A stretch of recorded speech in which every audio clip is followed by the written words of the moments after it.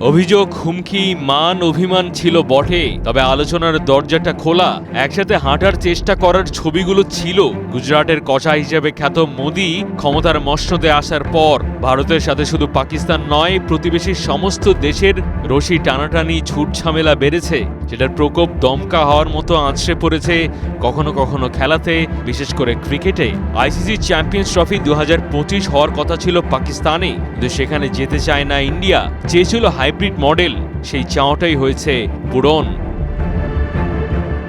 ICC সরকারিভাবে নিশ্চিত করেছে 25 চ্যাম্পিয়ন্স ট্রফি ভারত পাকিস্তানের বিপক্ষে তার ম্যাচগুলো খেলবে নিরপেক্ষ ভেন্যুতে। শুধু 25 চ্যাম্পিয়ন্স ট্রফি নয়, 2028 পর্যন্ত চলবে একই ব্যবস্থা। কোনো ইভেন্ট বাবর আজমদের দেশে থাকলে বয়কট, ভারতের খেলা হবে অন্য সীমানায়। পাল্টা হিসাবে পাকিস্তানও যাবে না ভারতে।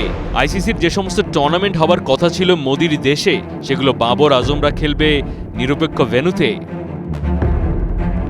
25 চ্যাম্পিয়ন্স ট্রফিকে কেন্দ্র করে যে ধরনের অচল অবস্থা সৃষ্টি হয়েছিল, সেটা কাটিয়ে উঠতে পারায় স্বস্তির নিঃশ্বাস ক্রিকেট প্রেমীদের।